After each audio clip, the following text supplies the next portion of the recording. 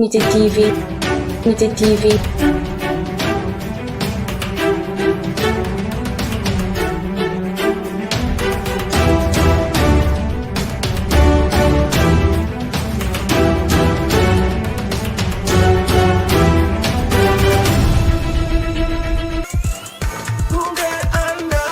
Cheikh Mbacké Ndiaye buntu bi Cheikh Mbacké Ndiaye buntu bi Cheikh Mbacké Ndiaye buntu bi Cheikh Mbacké Ndiaye buntu bi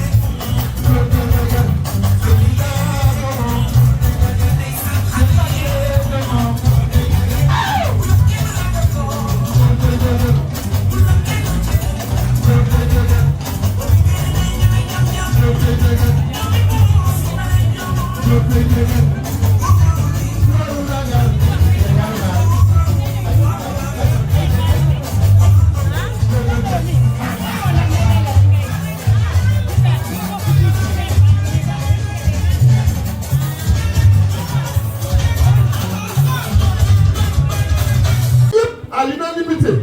ñëpp bëgg Cheikh Mbacké fii gisuma fi noonu président ndax kii noonu avant muy ñëw di noonu ca biti la ñuy xam ni kii noonu la ba du dugg kon salle bi noonu Cheikh Mbacké nekku fi nañ leen ko jàppee noonu. kenn ku nekk fu sa carte d'identité nekk na la jaral nga dem jëli ko ni nga koy jëlee. mooy nga xam ni ci département de Pikine nga bokkoon léegi dañ laa boole ci département bu bees bi di Kër Massar lii mooy coppite gi bu ñu bëggee élire suñu président nañu fexe ba suñu adversaire ñu bañ ko may dara ndax mbir mi kat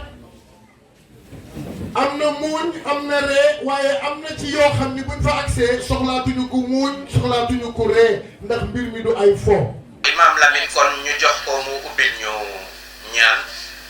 ñu tàmbali waxtaan wi jërëjëf imam ñu delluwaat santaat mbooloo mi yëpp delluwaat nuyuwaat leen ci turu suñu candidat le président Cheikh Mbacké Ndiaye. ci liste yi nga xam ne moom mooy union citoyenne bunt bi mu feggoog nawleem di doomu ndeyam moom it mu jàppale ko ci beneen liste bi ñuy woowe liste proportionnelle te muy monsieur le maire Meksan Kabou nekk 4e adjoint au maire de Kër Massar élection yi ñu jëm nag war daal di yeesalaat lépp ñoo ngi également jël nuyu yi ci turu ñi nga xam ne ñoom ñooy investi yépp ndax élection de liste la waaye élection bi ñu jëm ni dafa am loo xam ne mooy lu ci bees lu tukkee ci woote boo xam ne président de la république gannaaw élection 2019 yi woote woon na ko ci li ñuy woowee dialogue national mu doonoon penc moo xam ne daf cee woowoon ñépp ci kuréel yi yëngatu ci biir Sénégal yëpp ràññeeku ci seen nose ne leen kaay leen ñu waxtaane mbiru réew mi mu amoon nag benn pàcc buñ doon woowee dialogue politique bi dialogue politique boobu daal di andi lu bees lii nga xam ne ci élection yi ñu jëm muy le 23 janvier 2022 ci lañ koy soppi jëmmale te moom mooy élection de liste buy génne benn nit boo xam ne dañ naan liy coobarewu askan la askan moo ko tànn ni ñuy tànne ab président de la république ne ko yow yaa ñu doy cosaanu loolu nag xam nañ ko ndax dañoo dox ci biir Sénégal seetlu ne nit dina ràññeeku nit ñi dinañ ko soxla dinañ ko bëgg xam ak njëriñam waaye ca mujjantal ga comme day doon ay nit ñi ñuy fal ci benn liste ay pexe dina ciy dugg ay njuuj njaaj dina ciy dugg xaalis dina ci dugg ba fa muy mujje kay mujje mbir mi du ki askan wi bëgg loolu nag moom moo andi ñu daal di andi coppite yooyu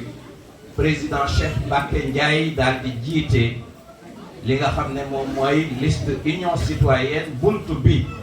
loolu di firndeel ne askan wi ci ñi nga xam ne ñoom ñoo féete ci union citoyenne buntu bi ñoo ne président Cheikh Mbacké Ndiaye yow yaa ñu doy yow lañ bëgg yow lañ safoo yow lañ am yaakaar loolu nag li muy laaj moom mooy taxawaay boo xam ne day dëggal loolu nga xam ne moom lañ wax pour que le 23 janvier au soir bu ñu ne tëj nañ bureau de vote yi ñu dégg ay yuuxu yoo xam ne bànneex la ñu naan vive le premier président du conseil départemental de Keur Massar histoire bind ko ba faaw su ko defee sas wi ñu bëgg a sasoo mu wax kook ñun ñu fekkook moom ci nar koo jàppale mooy mujjee juddu ëpp fi bay rek gën fi demee kon ñoo ngi leen di dellu di jaajëfalaat bu baax a baax a baax a baax di dalal képp koo xam ne ñëw na fii gane si ñu bokk mbir mi ak ñun di ci fësal nag le président Arona Diop mi yónni directeur de campagne te mu xam directeur de campagne li muy firi xam ne kooku dafa waroon a feggoog moom ñu ngi leen di sant ñu ngi leen di gërëm di leen dalalaat bu baax.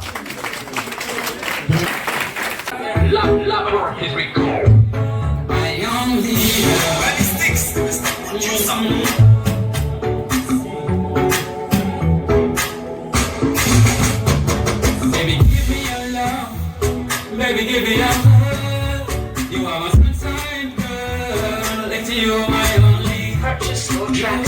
Darling, you are my love. Did you have you that I when you start our family? You will be my love. I can't believe it. I love you, girl. I miss you, girl. Did you remember? Would you make me? Baby girl, I love you every day. What me, baby girl, my only, baby. What me, baby girl, until you remember again.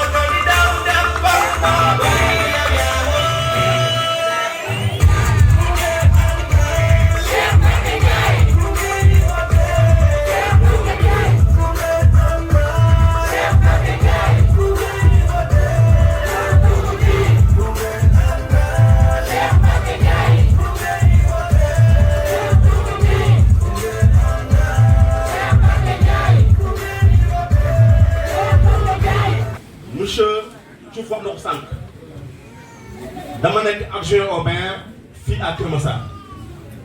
maag moom ñu nekk adjoint au maire nekk aussi ay conseillers à la ville de Pikine maag moom ñoo fa nekk ci conseil ville de Pikine bi depuis 2014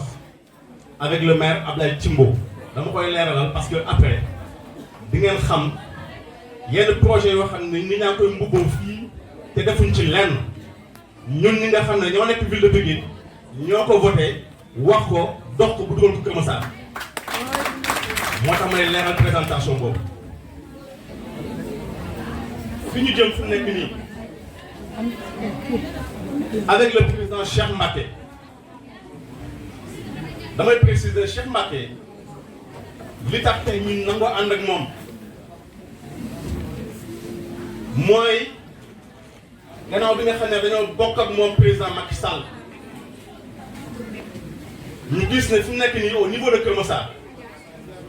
président xëy na am na loo xam ne bëgg na ko waaye population yi loxo yan ko bëgg jaarale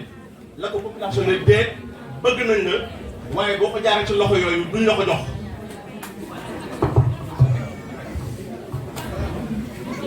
moo waral fi mu nekk nii voilà moo waral fi mu nekk nii ba situation bi taxawee président Cheikh Mbacké jël ay responsabilités am ànd ceeg ñun nga xam ne ci njabootu Macky Sall la ñu ràññee ne nañu taxawu président Macky Sall parce que buñ ko deful ñii nga xam ne ñoom lañ jox récépissé Benno Bokk Yaakaar population yi àndu ñoom ñoom tey àndu ñoom ñoom ëllëg loolu mooy réalité bi moo tax slogan bi Cheikh Mbacké ne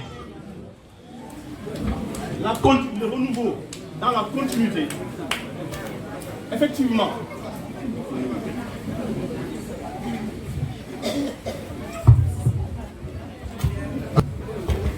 président Cheikh Mbacké bi ñuy tàllal loxo le renouveau dans la continuité boo ko déggee mooy effectivement président Macky Sall moo teg département bu bees am lu mu tàmbali ci biir Sénégal ñëpp rafetlu ko waaye ci département bu bees bii mu teg dafa laaj doxalin bu bees pourquoi parce que am na ñu fi nekkoon am na ku fi nekkoon bokk di doxalin boo xam ne kenn rafetlu ko moo waral slogan tey le renouveau dans la continuité donc Cheikh Mbacké suñu ànd ak moom c'est vrai que ay camarades de parti lañu c'est vrai que ay wëllëre lañu c'est vrai que ay waay lañu c'est vrai que dañoo bokk ay jikko yu bëri mais daf ñoo woo ci programme te loolu dama bëgg ngeen dégg ko bu baax a baax a baax a baax Cheikh Mbacké bi ñu njëkkee ñëw toog ne ma grand nañu taxawu département bi buñ ko deful président Macky Sall dana ñàkk daf cay teg ne ma mais man lii laa gëm en termes de vision lii laa gëm ne buñ ko taxawoo Kër Massar ci wàllu santé population nañ ci gis seen bopp buñ ko taxawee Kër Massar ci wàllu éducation population nañ ci gis seen bopp buñ ko taxawee Kër Massar ci wàllu emploi population nañ ci gis seen bopp donc jàpp leen ne Cheikh Mbacké aujourd'hui programme la indi ànd ceeg ak des hommes expérimentés moo tax ma tàmbale sama présentation ne leen pendant 7 ans muy man muy Diouf ñoo nekkoon au niveau ak yeneen ñoo nekkoon au niveau de la ville de Pikine di teg des programmes yi nga xam ne la plupart des lampadaires solaires yi nga gis fii Kër Massar ville de Pikine moo ko fi def mairie Kër Massar defu ko fi te loolu ñun ñii ñoo ko liggéey au niveau de la ville de Pikine la plupart des programmes de pavage yi ngeen fi gis nii mu tàmbali yenn yu ci bëri ville de Pikine moo ko def ñun ñoo voté budget bi ñoo ko indi Kër Massar donc tey Cheikh Mbacké ñooñu la àndal donc bu leen nee le renouveau dans la continuité ngeen mën koo gëm dina indi doxalin bu bees ci kaw loo xam ne wax dëgg yàlla tàmbali boo xam ne nit ñi gis nañ ci njëriñ tey jii tous ces projets que vous voyez à Kër Massar c'est des projets du président Macky Sall l'autopont que vous voyez ici les pavages que vous voyez ici l'éclairage qui va continuer tout ça dans la continuité avec le président Cheikh Mbacké ces programmes-là ils vont se développer davantage dama bëgg loolu nit ñi xam ko mu leer bi ci tegu mooy parce que damay gàttal ndax guddi na ñu jàppale ñu ci liggéey bi au niveau des communes sànq wax nañ ko liggéey bi dañ ko organiser par commune. Dans chaque commune il y a un comité électoral dama bëgg aussi ñu jàppale ñu ci xam ne liggéey bi c'est un travail de proximité ku ci nekk tey booy dem yóbbaale récépissé union citoyenne bunt bi yóbbaale photo Cheikh Mbacké li ñuy xaar ci yow mooy que chaque jour nga ñu defal travail de proximité dugg ci kër yi dugg ci marché yi dugg ci garage yi dugg ci atelier yi di wax ci programme bi di wax ci vision Cheikh Mbacké dana jafe nag loolu aussi dama koy wax Cheikh Mbacké ci campagne bi mu nekk partout du yomb dama bëgg aussi vraiment des fois nit woo ma ne ma suñu groupement dañoo soxla Cheikh Mbacké jënd jëliñ ba gis c'est vrai tey jii tout le monde demande Cheikh Mbacké sant yàlla monsieur le président Kër Massar tey ku ci nekk boo sañoon chaque jour boo amee événement Cheikh Mbacké teew ci malheureusement jëmm ji mënul nekk partout en même temps loolu aussi dama bëgg nit ñi daw ci compréhension commune bu mu mën di nekk ku ci am programme boo jokkoo ak kenn ci ñun directeur de cabinet bi def ko ci programme bi Cheikh Mbacké bu mënta ñëw dana ñu ko fa teewal jëmmal ko fa loolu c'est important damaa bëgg ñu xamee ko noonu jàpp ne aussi bés bu lépp sottee ni mu defee nii dégg dans toutes les communes noonu la koy defaat en tant que président du conseil départemental wàccaat ci gox-goxaat yi parce que wax na ko mu leer am naa programme mais incha allah bu ma yàlla mayee ndam au soir du 23 janvier damay waat ñëpp ñu toog parce que sama xalaat lu mu rafet jàpp naa ne balaa ñu koy tàmbali ku nekk war na ci mën a dugalaat sa grain de sel muy ñi nga xam ne sax tey jii ànduñoo ak moom loolu mooy démarche inclusive donc bu boobaa képp koo xam ne am na loo ko bëggoon wax te jotu ko wax di nga am possibilité waxaat ko ci li nga jàppee ne xëy na ab mbébét la ab soxla bu nekk sa gox boo xam ne bëgg nga mu doon ci programme bi.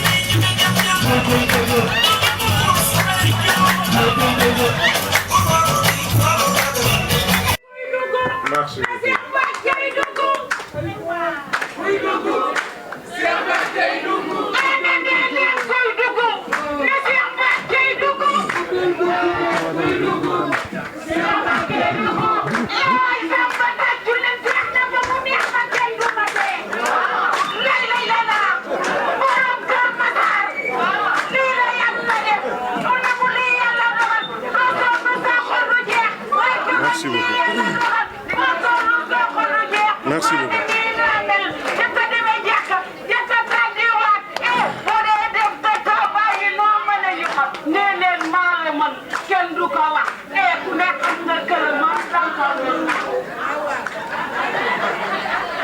Salaamaaleykum mbooloo mi. Salaamaaleykum mbooloo mi. balaa ñuy commencer waxtaan bi dafa amoon rek lenn lu ma bëggoon na waxtaanee tuuti parce que bu yàlla dogalee man gëm naa ne am na ñoo xam ne waruñu leen sax woon a tudd li tax waruñu leen woon a tudd seen liggéey ak seen taxawaay loolu kenn naatable wu ko yàlla dafa def wax dëgg yàlla sumay yaay ak sumay tante samay rak ñun ñëpp fi nekk te am na jëmm yoo xam ne buñ leen waxee parce que bëgguma woon sax ñu tudd tur wax dëgg yàlla li tax loolu dama ko ñaanoon ñëpp parce que boo tuddee kenn tuddoo keneen mën na indi sikki sàkk wala mën na indi dara waxuma ko nag pour dara dama bëgg rek parce que comme mbooloo moo tase bëgguma kenn du ma ne bëgguma kenn merde waaye bëgguma nit ñi dem ak xol boo xam ne xol bu jeex la wala xol bu tàng la damay sant ñëpp di gërëm ñëpp di remercier ñëpp bàyyiwuma kenn ku ci nekk maa ngi lay sant di la gërëm ku ci nekk it am nga place boo féete ci man te lii may wax nag du waxi naa feex du waxi dara dama koy wax parce que nit même bu defee benn tamit am na lum la jàppalee loo xam ne am na lum la yokk loo xam ne mënoo ko fay yàlla mi am fay yàlla na suñ borom fay maa ngi sant ñëpp. Chère population du département de Keur Massar, Yeumbeul Sud, Yeumbeul Nord, Malika, Keur Massar Nord, Keur Massar Sud, Jaxaay, Parcelles Assainies. Chères autorités notables, chacun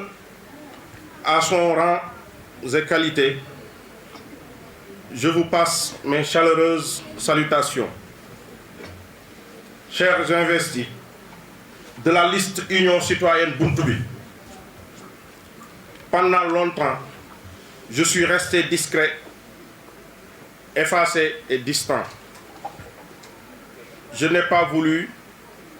pour des raisons personnelles, trop m'immiscer foncièrement dans la chose politique. Je préfère être en retrait, travailler en toute sagesse et éviter de faire une carrière politique. Pendant longtemps, bien avant son accession à la magistrature suprême, je me suis fortement engagé auprès du président Macky Sall. J'ai été de tous les combats, de toutes les péripéties, de toutes les victoires. Pendant longtemps, après son accession à la magistrature suprême, j'ai eu une confiance qui m'a permis et qui a été l'occasion pour moi de servir ce beau pays qui est le Sénégal. Cette confiance également m'a permis de faire mon apprentissage et je le dis en toute modestie, je ne crois pas avoir été indigne de cette confiance et des fonctions que j'ai eu à occuper dans les différentes agences que j'ai pu intégrer. Mesdames, Messieurs, pendant toute cette période et malgré ma proximité avec Monsieur le Président de la République, j'ai toujours été réfractaire au mandat électif,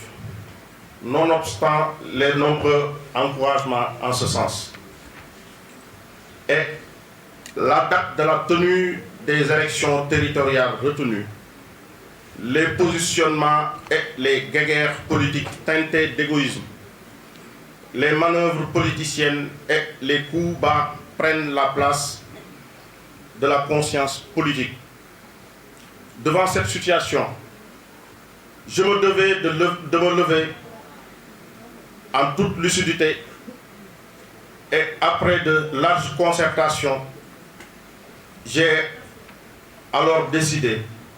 de prendre mes responsabilités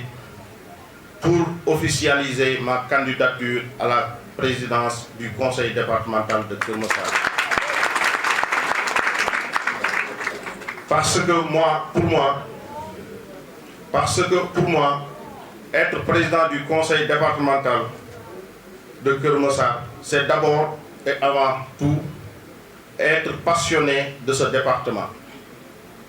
C'est aussi avoir une ambition sous-tendue par une vision et des valeurs. Je mesure donc la responsabilité qui est la mienne afin de tendre vers cette ambition. J'ai d'ailleurs la chance, le privilège et l'insigne honneur de me diriger vers cette ambition que je considère comme une mission avec une équipe prête, composée d'hommes et de femmes de valeur. Vous me permettrez d'en citer mon directeur de campagne, mon très cher Ousmane Touf, notre tête de liste proportionnelle, mon ami et mon grand frère, Meksan Kabo, et toutes ces braves femmes, Kermossaroises, Kermossarois, de Yeumbeul Sud à Jaxaay, en passant par les communes de Yeumbeul Nord, Malika, Kermossar Nord, Kermossar Sud. Je suis allé au contact des populations. Jour et nuit, nous avons sillonné toutes les communes du département pour recueillir vos complaintes, vos attentes et vos espoirs, car j'ai la conviction que toute politique de développement part de la base. D'ailleurs, c'est ce qu'a compris M. le Président de la République en mettant en lumière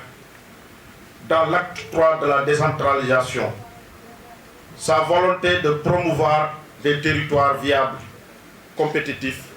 et porteurs de développement. Oui, être élu local est un sacerdoce, un dévouement et un engagement. Être élu local, pour moi, est un engagement au quotidien auprès de vous. Population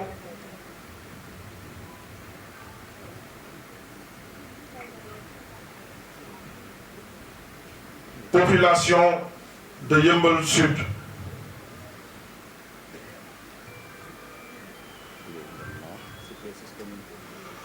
Population de Yeumbeul Sud, de Yeumbeul Nord, de Malika, de Kermossar Nord, de Kermossar Sud et de Jaxaay, pour répondre aux enjeux du département de Kermossar. Notre engagement est franc et honnête.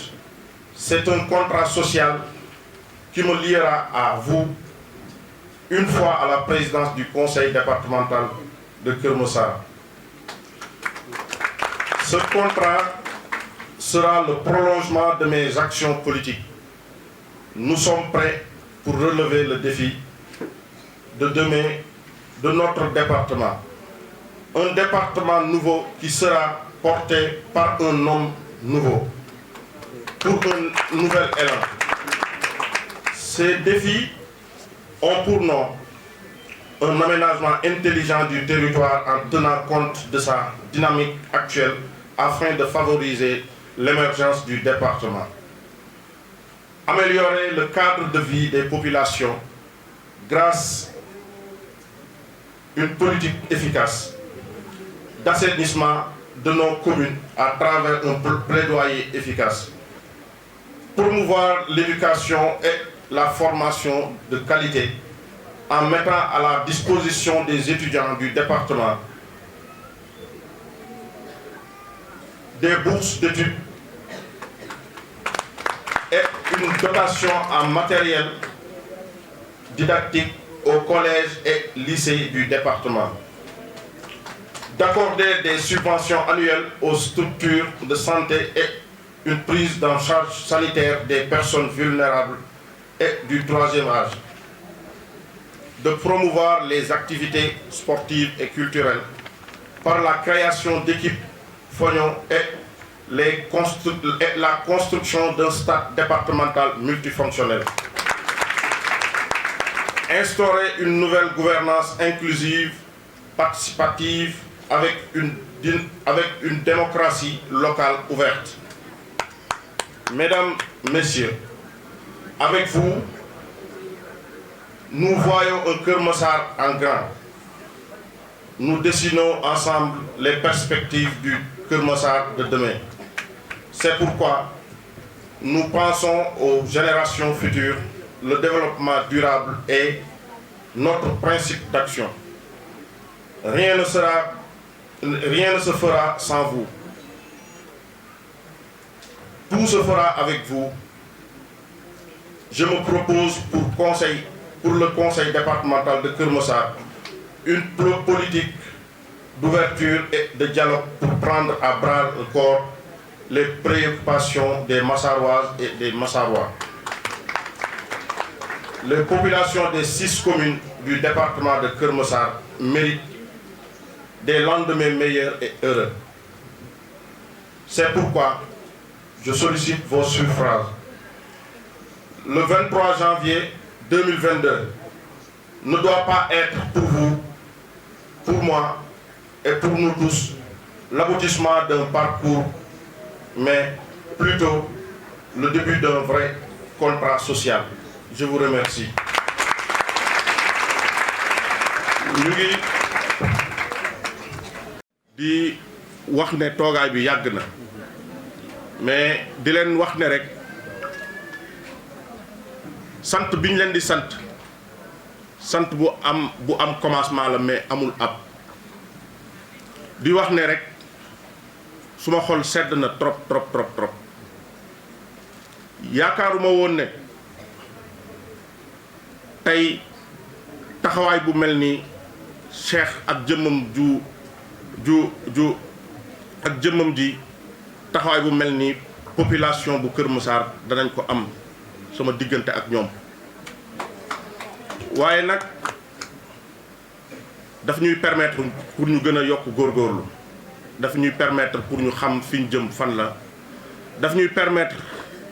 ñu xam ne waruñu ragal te aussi duñu ragal dama bëgg ngeen dalal seen xel xam ne liggéey rek moo ñu tax a jóg liggéey boobu nag dañ ci ànd ak équipe boo xam ne comme ni ko suñu grand frère waxee sànq Meksan Kabou équipe bu expérimenté gaa nag sama jëmb ju xeeblu ji nañ jiital waaye yaakaaruma ne taxawaay biñ ci war a am njuumte dina ci am bu soobee yàlla yaakaaruma ko damay wax ne rek Kër Massar 5 ans yi ñu jëm nañu bàyyi xel lu bari xam ne du ay 5 ans yoo xam ne nii ay 5 ans caaxaan la 5 ans la pour liggéey département bi 5 ans la yoo xam ne suñu taxawaay saa su ne dafa war ñu aider population bi ñu war leen yoon ba nga xam ne nii fondement yi nga xam ne département bu bees bi war na koo am mu nekk fondement yu dëgër man nag sant naa leen gërëm naa leen parce que suma xol sedd na trop trop trop trop dafa sedd ba mënumaa wax waaye di leen wax ne li ci ëpp solo mooy ngeen continuer di ma gunge parce que boo leen ma joxee doole rek ma am doole boo leen ma taxawalee rek ma taxaw te ginnaaw yàlla ci yéen laa yaakaar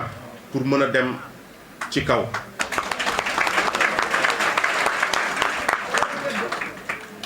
li ci des nag man boo leen ma gungee la ca des man danaa xàll yoon bi parce que lañ may xaaree du pour Mumbaay liñ may xaaree pour liggéey la comme liggéey la nag dama bëgg seen carte ak koo leen mën a wax pour mu jàppale ñu ak foo leen mën a dugg ngeen def ko pour mottal yéene bi ba xam ne bu ëllëgee loxo yi nga xam ne nii moom la Kër Massar di jox mu doon loxo yoo xam ne yu sell la mu doon loxo yoo xam ne aussi yu jub la mu doon loxo yoo xam ne yu dëggu la parfois nag mbir day toll foo xam ne day baax population bi consciente que ne la cay ëpp solo mooy ñu def l'essentiel parce que dëkk bi buñ ko bëggee liggéey il faut ñu boole ñi nga xam ne nii yàgg nañ fi def nañ fi juróom-ñaari at te yàlla dogalul ñu mën a wane benn bilan ñu mën leen a pousse pour mën a liggéey dëkk bi dama bëgg tamit ngeen dalal seen xel parce que Cheikh Mbacké nit la doomu aadama la man nag damay profiter ci occasion bi pour wax ne lépp loo xam ne violence la man bëgguma ko lépp loo xam ne aussi day mettital doomu aadama bëgguma ko sama interlocuteur mooy population bi te ñoom laa fas yéenee waxal ñoom laa fas yéenee dem bu ñu amee ci man confiance bu soobee yàlla au soir du 23 janvier bu boobaa ñu mën a defar dëkk bi di leen wax ne rek ñi ñu àndal ñëpp benn ragal nekku ci benn ragal nekku ci parce que ku ñu xam ne kenn duñu xoqatal ñun bu ñu waree jël suñuy responsabilité dañ koy def du ay mbiru sanction du ay mbiru kii yooyu xoqatal nit la parce que man amul kenn koo xam ne mën na nekk ci àdduna bi di ma mën maa xoqatal man du ma ragal kenn du ma xoqatal ku am lu muy joxe wala ku am lu muy sanctionné man maa ngi xaar man moom bu soobee yàlla nëbbatuuma li may wax dinaa ko wax te saa su ma ci waree tontu dinaa ci tontu dama bëgg nag ñu xam ne politique dafa baax ñu ciy wax dëgg dafa baax aussi boo nekkee ci politique ñu bañ laa tënk man dara tënkuma te nag fépp fu ma mës a nekk aussi ci respect laa fa nekkee fépp fu ma mës a nekk aussi yaafu suma fa li ci des nag damaa leen di ñaan encore une fois yéen ay sama doole yéen a ma mën a xàllal yoon pour ñu mën a dem liggéey li ñu war a liggéey pour population bi xam ne kat département bi kat fi mu maanaam mujjee juddu mais gën a baax ci loolu laa jëm ak yéen maa ngi baalu nag ak parce que wax dëgg yàlla tey wax ji xaw na kéemaane mais la ca ëpp solo rek mooy sama xol moo fees sama xol aussi moo sedd di leen sant di leen gërëm di leen jox rendez-vous fii ak suba incha allah ci li nga xam ne nii mooy travail de terrain bi ñu war a entamer incha allah jërëjëf. Unité TV.